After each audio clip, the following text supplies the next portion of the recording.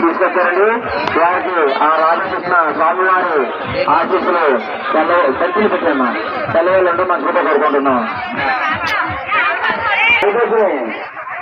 మీ మనవాళ్ళు ఎక్కడ గుడిలో ఉన్నారు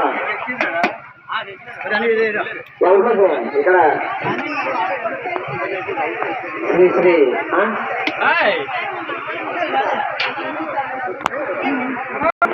ఇందులో బాబా